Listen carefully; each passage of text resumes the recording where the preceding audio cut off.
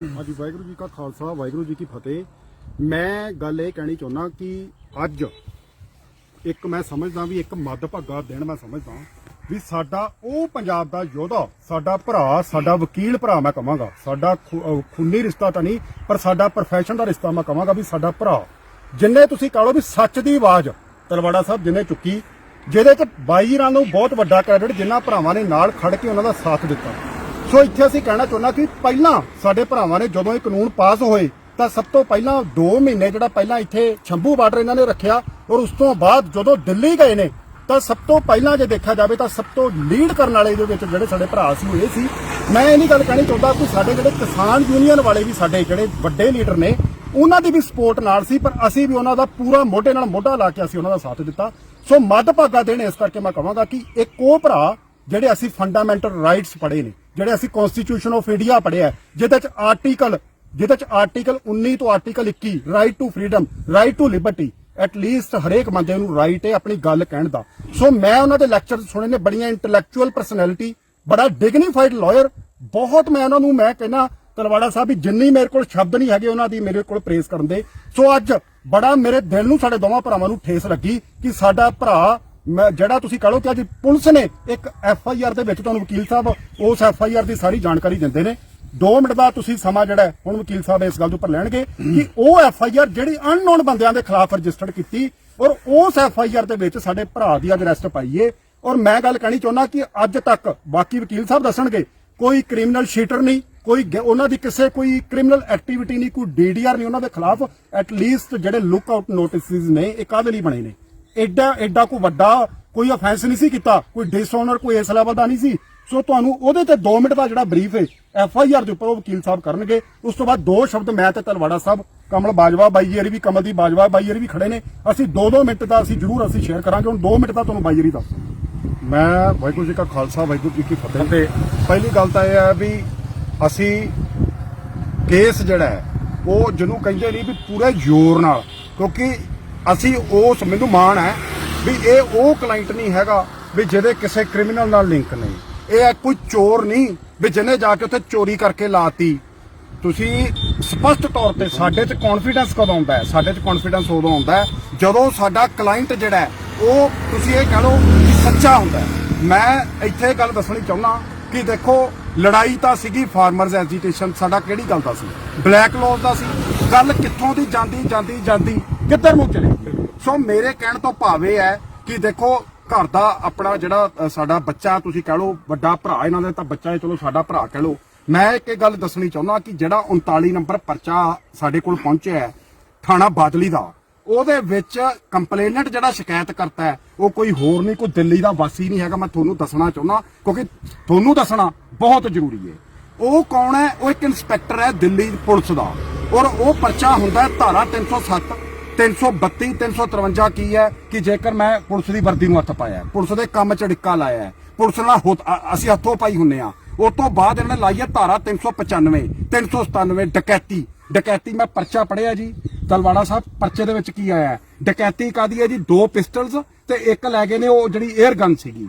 ਮੈਂ ਇੱਥੇ ਇਹ ਚੀਜ਼ ਦੱਸਣੀ ਚਾਹੁੰਦਾ ਕਿ ਦੇਖੋ ਜਿਹੜੀ ਇਹਨਾਂ ਨੇ ਇਹ ਐਲੀਗੇਸ਼ਨ ਕਿਸੇ ਦਾ ਨਾਮ ਨਹੀਂ ਪਰਚਾ ਪਹਿਲੀ ਵਾਰੀ ਇਹੋ ਜਿਹਾ ਪਰਚਾ ਦੇਖਿਆ ਗੋਲ ਪਰਚਾ ਮੋਟੇ ਤੌਰ ਤੇ ਜੋ ਕਰ ਦਿੱਤਾ ਇੱਕ ਮੋਹ ਬਾਈ ਜੀ ਇਦਾਂ ਹੋ ਗਿਆ।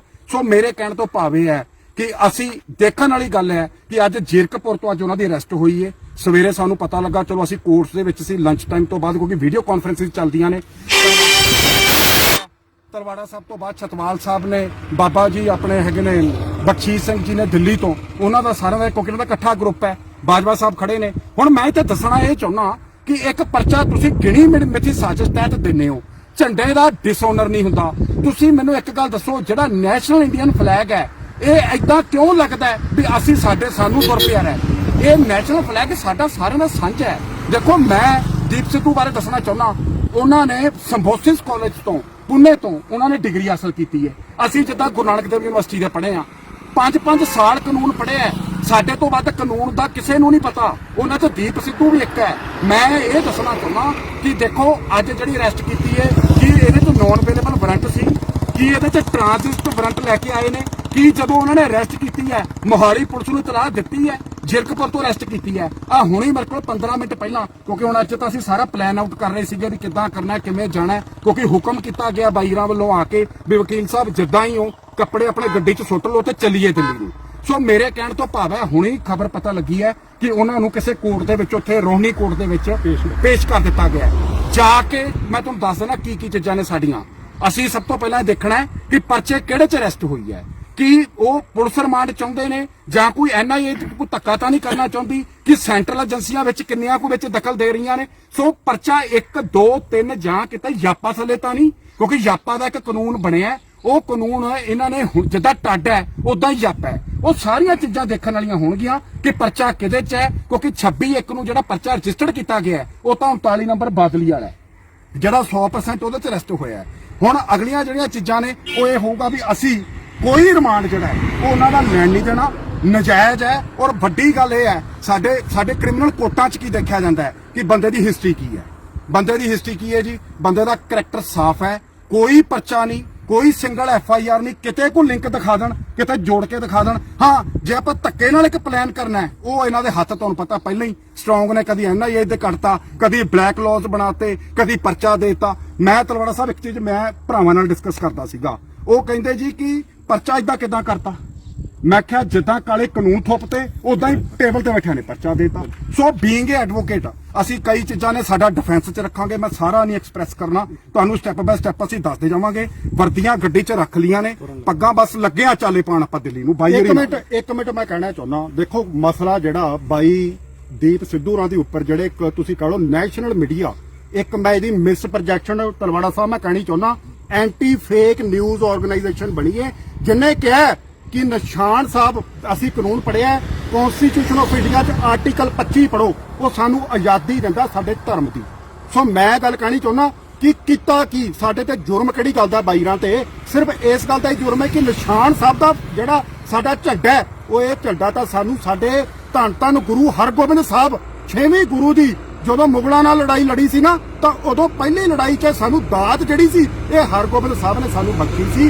ਸੋ ਮੇਰੇ ਕਹਿਣ ਤੋਂ ਭਾਵ ਇਹ ਹੈ ਕਿ ਜਿਹੜਾ ਸਾਨੂੰ ਕਨਸਟੀਟਿਊਸ਼ਨ ਪ੍ਰੋਵਾਈਡ ਕਰਦਾ ਹੈ, ਉਹ ਵੀ ਕਹਿੰਦਾ ਹੈ ਕਿ ਤੁਹਾਡੇ ਕੋਲ ਫਰੀडम ਹੈ, right to freedom to your religion. So ਉਹਦੇ 'ਚ ਅਸੀਂ ਕਵਰ ਹੁੰਦੇ ਆ। ਸੋ ਬਾਈ ਦੀ ਗੱਲ ਮੈਂ ਵੱਡੀ ਕਰ ਦਿੰਦਾ ਕਿ ਬਹੁਤਾ ਹਜੇ ਡਿਫੈਂਸ ਅਸੀਂ ਨਹੀਂ ਖੋਲਣਾ। ਸੋ ਮੇਰੇ ਕਹਿਣ ਤੋਂ ਬਾਈ ਜੀ ਸਿਰਫ ਇੰਨਾ ਕੁ ਤਲਵਾੜਾ ਸਾਹਿਬ ਭਾਵੇ ਕਿ ਬਹੁਤ ਵੱਡੀ ਅੱਜ ਇੱਕ ਜ਼ਿੰਮੇਵਾਰੀ ਮਿਲੀ ਹੈ। ਅਸੀਂ ਇਹ ਸਾਰੀ ਜਿਹੜੀ ਦਿੱਲੀ ਪੁਲਿਸ ਦੀ ਜਿਹੜੀ ਘਟਨਾ ਹੈ, ਜੋ ਇਹਨਾਂ ਨੇ ਤਸੱਦਦ ਢਾਇਆ ਹੈ, ਉਹ ਸਾਡਾ ਉਹ ਜਗਸੀਰ ਜੱਸੀ ਤੋਂ ਇਲਾਵਾ ਬੜੇ ਬੱਚੇ ਨੇ ਜਿਨ੍ਹਾਂ ਦੇ ਕੇਸਾਂ ਦੀ ਬੇਅਦਬੀ ਕੀਤੀ ਹੈ, ਉਹ ਕਿੱਥੇ ਸੀ Delhi police? It's a great failure on the part of the Delhi police, ਜਿਹਨੇ ਇੱਕ ਵੀ ਪਰਚਾ ਕਿਸੇ ਪੁਲਿਸ ਅਫਸਰ ਦੇ ਖਿਲਾਫ ਕਿਸੇ ਦੇ ਖਿਲਾਫ ਨਹੀਂ ਕੀਤਾ। ਔਰ ਉਹ ਪੁਲਿਸ ਅਫਸਰ ਜਿਨ੍ਹਾਂ ਦੀਆਂ ਇੱਥੇ ਜਿਨ੍ਹਾਂ ਦੀਆਂ ਨੇਮ ਪਲੇਟਾਂ ਤੱਕ ਨਹੀਂ, ਜਿਨ੍ਹਾਂ ਦੀਆਂ ਪੈਂਟਾਂ ਪਾ ਕੇ ਉੱਪਰ ਪਾ ਕੇ ਪੁਲਿਸ ਦੀਆਂ ਜੈਕਟਾਂ, ਜਿਨ੍ਹਾਂ ਨੇ ਤਸੱਦਦ ਢਾਇਆ, ਅੱਜ ਉਹ ਪੁਲਿਸ ਕਿੱਥੇ ਸੁੱਤੀ ਏ? ਕਿ ਅੱਜ ਮੈਂ ਗੱਲ ਕਹਿਣੀ ਚਾਹੁੰਦਾ ਕਿ ਦੀਪ ਸਿੱਧੂ ਇੱਕ ਉਹ ਬੰਦਾ, ਮੈਂ ਗੱਲ ਅੱਜ ਸਾਰੇ ਪੰਜਾਬ ਵਾਸੀਆਂ ਨੂੰ ਮੈਂ ਇੱਕ ਕਰਨਾ ਚਾਹੁੰਦਾ, ਉਹ ਕ੍ਰਿਟਿਸਿਜ਼ਮ ਠੀਕ ਹੈ ਕਿ ਜੀ ਉਹਨਾਂ ਨੇ ਜਿਹੜੇ ਕਿਸਾਨ ਯੂਨੀਅਨ ਦੇ ਲੀਡਰ ਨੇ ਉਹਨਾਂ ਦਾ ਆ ਸੀ। ਮੈਂ ਅੱਜ ਆਪਣੇ ਲੀਡਰਾਂ ਨੂੰ ਵੀ ਮੈਂ ਤੇ ਰਿਕੁਐਸਟ ਕਰਨੀ ਚਾਹੁੰਦਾ ਕਿ ਆਪਣਾ ਭਰਾ ਹੈ, ਆਪਣਾ ਖੂਨ ਹੈ ਪੰਜਾਬ ਦਾ, ਜਿਹੜਾ ਜੋ ਚੱਕ ਕੇ ਲੈ ਗਏ। ਮੈਂ ਤੁਹਾਨੂੰ ਸਾਰਿਆਂ ਨੂੰ ਦਰਖਾਸਤ ਕਰਨੀ ਚਾਹੁੰਦਾ ਵੀ ਭਰਾਵੋ ਦੇਖੋ, ਅਸੀਂ ਵਕੀਲ ਆ, ਸਾਡਾ ਕੰਮ ਸਿਰਫ ਕੇਸ ਝਗੜਨ ਦਾ ਹੈ, ਸਾਡਾ ਅੰਦਰੋਂ ਦਿਲ ਖੋਲਦਾ। ਮੈਂ ਸਾਰੇ ਵਕੀਲ ਭਰਾਵਾਂ ਨੂੰ ਵੀ ਮੈਂ ਰਿਕੁਐਸਟ ਕਰਨੀ ਚਾਹੁੰਦਾ, ਬਾਰ ਕੌਂਸਲ ਨੂੰ ਰਿਕੁਐਸਟ ਕਰਨੀ ਚਾਹੁੰਦਾ ਵੀ ਸਾਡਾ ਸਾਥ ਦਵੋ ਇਸ ਕੰਮ ਦੇ ਵਿੱਚ। ਬੜੀ ਵੱਡੀ ਜ਼ਿੰਮੇਵਾਰੀ ਤਲਵਾੜਾ ਸਾਹਿਬ ਤੁਸੀਂ ਸਾਡੇ ਮੋਢਿਆਂ ਦੇ ਉੱਪਰ ਰੱਖੀ ਹੈ। ਬੋਲੇ ਸੋ ਨਿਹਾਲ। ਸਤਿ ਸ੍ਰੀ ਅਕਾਲ। ਅਸੀਂ ਜਾਂਦੇ ਅਸੀਂ ਯਕੀਨ ਦਿਵਾਉਣਾ ਚਾਹੁੰਦੇ ਆ ਤਲਵਾੜਾ ਸਾਹਿਬ ਤੁਹਾਨੂੰ ਵੀ ਕਮਲ ਬਾਜਵਾ ਬਾਈਏ ਖੜੇ ਨੇ ਤਲਵਾੜਾ ਸਾਹਿਬ, ਤੁਹਾਡੀ ਪਿੱਠ ਨਹੀਂ ਲੱਗਣ ਦਿੰਦੇ। ਆਪਾਂ ਆਪਣੇ ਵੱਲੋਂ ਪੂਰਾ ਅਸੀਂ ਗੱਡ ਕੇ ਜ਼ੋਰ ਲਾਵਾਂਗੇ। ਧੰਨਵਾਦ ਜੀ। ਬੋਲੇ ਸੋ ਨਿਹਾਲ। ਸਤਿ ਸ੍ਰੀ ਅਕਾਲ। ਬਹੁਤ ਬਹੁਤ ਧੰਨਵਾਦ ਜੀ। ਘੁੰਮਣ ਬ੍ਰਦਰਜ਼ ਦਾ ਬੜਾ ਮਾਣ ਸੀ, ਇਸ ਮਾਣ ਕਰਕੇ ਹੀ ਅਸੀਂ ਇਹਨਾਂ ਕੋਲ ਪਹੁੰਚੇ ਸੀ। ਪਰ ਜਿੰਨਾ ਅਸੀਂ ਸੋਚ ਕੇ ਆਏ ਸੀ ਮਾਣ, ਉਦੋਂ ਵੀ 10-20 ਗੁਣਾ ਇਹਨਾਂ ਨੇ ਵੱਧ ਦਿੱਤਾ। ਬਹੁਤ ਬਹੁਤ ਇਹਨਾਂ ਦੋਨਾਂ ਵੀਰਾਂ ਦਾ ਸਾਡੇ ਇਲਾਕੇ ਦੀ ਸ਼ਾਨ ਨੇ, ਸਾਡਾ ਮਾਣ ਨੇ ਫਤਿਹਗੜ੍ਹ ਸਾਹਿਬ ਜ਼ਿਲ੍ਹੇ ਦੇ। ਇਹਨਾਂ ਦਾ ਬਹੁਤ ਬਹੁਤ ਧੰਨਵਾਦ। ਬਾਕੀ ਸੰਗਤ ਨੂੰ ਮੇਰੀ ਬੇਨਤੀ ਹੈ ਕਿ ਮੋਰਚਾ ਚੜ੍ਹਦੀ ਕਲਾ 'ਚ ਹੈ, ਮੋਰਚੇ ਤੇ ਕੋਈ ਆਂਚ ਨਹੀਂ ਆਊਗੀ। ਅਸੀਂ ਵੀ ਉੱਥੇ ਚੱਲੇ ਆਂ, ਉੱਥੇ ਹੋਰ ਸੰਗਤ ਨੂੰ ਵੀ ਬੇਨਤੀ ਕਰ ਰਹੇ ਆਂ। ਬਾਕੀ ਗੁਰੂ ਮਹਾਰਾਜ ਆਪਣੇ ਨਾਲ ਨੇ। ਜਦ ਆਪਾਂ ਇਹ ਵਿਸ਼ਵਾਸ ਕਰਦੇ ਆ ਕਿ ਗੁਰੂ ਗ੍ਰੰਥ ਸਾਹਿਬ ਮਹਾਰਾਜ ਗਵਾਹੀ ਕਰ ਰਹੇ ਨੇ, ਫਿਰ ਹਾਰ ਨਹੀਂ ਹੋਊਗੀ। ਦੀਪ ਵੀਰ ਬੜਾ ਜਲਦੀ ਬਾਹਰ ਆਊਗਾ। ਜਿਵੇਂ ਸਾਡੇ ਵੀਰਾਂ ਨੇ ਸਾਰੇ ਵਕੀਲਾਂ ਨੂੰ ਵੀ ਬੇਨਤੀ ਕਰੀ ਆ ਕਿ ਸਾਡਾ ਸਹਿਯੋਗ ਕਰੋ। ਦੇਖੋ ਅੱਜ ਲੋੜ ਹੈ, ਅੱਜ ਵਕੀਲ ਭਾਈਚਾਰੇ ਦੀ ਸਾਨੂੰ ਲੋੜ ਹੈ, ਕਿਉਂਕਿ ਸਟੇਟ ਬਹੁਤ ਜ਼ਿਆਦਾ ਦਬਾਅ ਬਣਾ ਰਹੀ ਹੈ। ਜਥੇਬੰਦੀਆਂ ਨੂੰ ਅਨੇਕਾਂ ਵਾਰ ਅਸੀਂ ਇਹ ਗੱਲ ਕਹੀ ਹੈ ਕਿ ਆਪਣੇ ਬੱਚੇ ਤਾਂ ਛਡਵਾਈਏ, ਬੱਚੇ ਛਡਵਾਉਣ ਵਾਸਤੇ ਤੁਹਾਡਾ ਵੀ ਫਰਜ਼ ਬਣਦਾ, ਕਿਉਂਕਿ ਤੁਹਾਡੀਆਂ ਕਾਲਾਂ ਤੇ ਬੱਚੇ ਆਏ ਸੀ ਉਰੇ, ਕਿਵੇਂ ਬੱਚਿਆਂ ਤੇ ਕੁੱਟ ਪਈ, ਕਿਵੇਂ ਤਸ਼ੱਦਦ ਹੋਇਆ, ਆਪਾਂ ਸਾਰਾ ਕੁਝ ਦੇਖ ਲਿਆ। ਤੇ ਦੀਪ ਸਿੱਧੂ ਨਾਲ ਕੀ ਹੋਇਆ ਕੱਲ ਨੂੰ ਯਾਰ ਪੰਜਾਬੀਓ, ਆਪਣੇ ਨਾਲ ਖੜੂ ਕੌਣ ਆ ਕੇ, ਕੌਣ ਖੜੂਗਾ? ਬੰਬੇ ਤੋਂ ਆਪਣੇ ਲਈ ਲੜਨ ਆਇਆ ਸੀ ਮੁੰਡਾ।